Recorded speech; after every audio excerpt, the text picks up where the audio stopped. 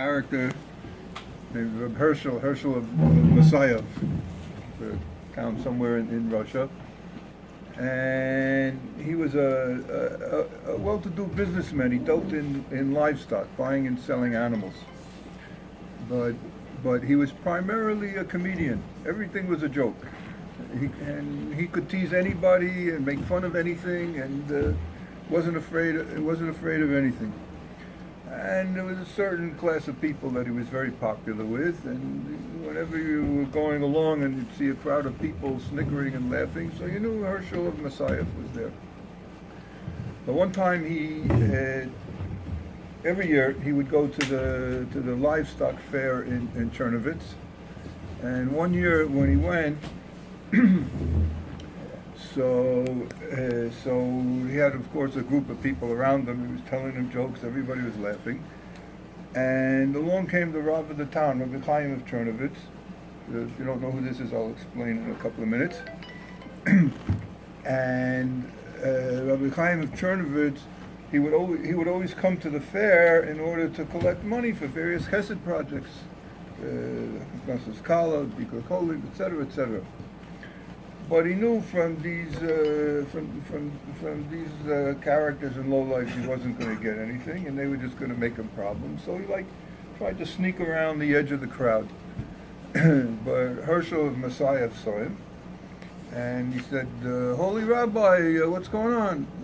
And so he realized he was caught, so to speak. So he said, I'm collecting for a very worthy cause. A poor man has been thrown in the dungeon. We need 1,500 zlatos to rescue him. Perhaps one of you gentlemen would like to contribute a bit towards the cause. So a very strange look passed over Herschel of Messiah's face, and he took out his wallet, and he had exactly 1,500 zlatos in it, and he held it out to the rabbi. "Here you go, Rabbi, the whole sum." And nobody could believe it. Was this possible? But then they got it. He was going to play a trick on the rabbi. The rabbi was going to get happy. He was going to put out his hand and he'd snatch it back. But the rabbi wasn't so naive. He didn't put out his hand. He just looked at Herschel. And Herschel, it seemed like he was under some compulsion. He ran over. He went right up to the rabbi and stuck his wallet in his hand. He said, "No, I mean it. Here's the money." And he himself couldn't understand why he did this. And Rabbi Chaim was overcome with emotion. All of the money in one shot from somebody who never expected to give even one zlot. And he wanted to bless him, but he wasn't sure how to bless him, such a person. But for Rabbi Chaim, everything turned on one mitzvah, the mitzvah of Shabbos. He authored a book, the Siddur Shel Shabbos, book of Kabbalistic insights into Shabbos, how to keep Shabbos. Everything revolved around Shabbos. So he decided, he gave Herschel of Messiah a bracha. God should bless you, that you should know the real taste of Shabbos. And Herschel said Amen, although he didn't really know what he was saying Amen to. And he had nothing else to do at the fair since he had given away all his money. So he went back home, and on that Wednesday of that week, he started feeling a little strange, and he felt he had to go down to the shul and start buying some things for Shabbos. And the next day he was even more agitated, and by Erev Shabbos he was he couldn't even keep still. He was fidgeting and jumping around, and he knew something was going on, and it must have something to do with what that rabbi said to him, but he didn't know exactly what. Came Shabbos, Kabbalah Shabbos, and there was Herschel singing and dancing and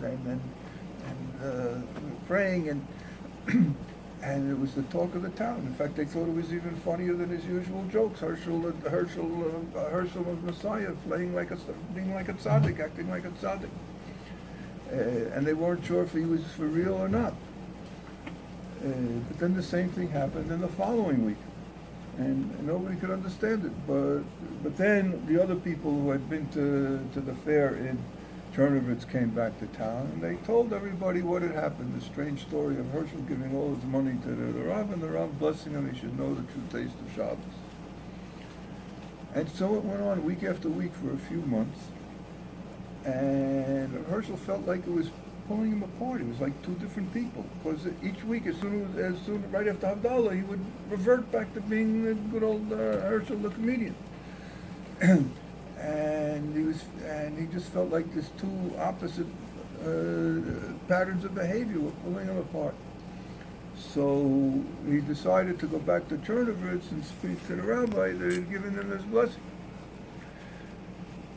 So he went back, and Rabbi Chaim told him that, look, for the sake of your own sanity, you have to start becoming a little more frum. Otherwise, you'll indeed go completely schizophrenic, and that'll be the end of you. So he decided to stay in Chernovitz for a while, and he stayed, and he sat, and he learned, and he got really into it, and he became very close with Rabbi Chaim. And towards the end of his life, not really the end of his life, but when he was older, Rabbi Chaim made Aliyah. He moved to Eretz Yisrael, came to Sfat, where I live, and Herschel and Messiah came with him. And there they passed away, and there they're buried in the cemetery. And if you want to see them, you just follow the signs. There's signs now everywhere in the cemetery in Sfat. You follow the signs to Ber Mayim Chaim. They gave them the Ber Mayim Chaim, and there they are. So, Señor Galeno,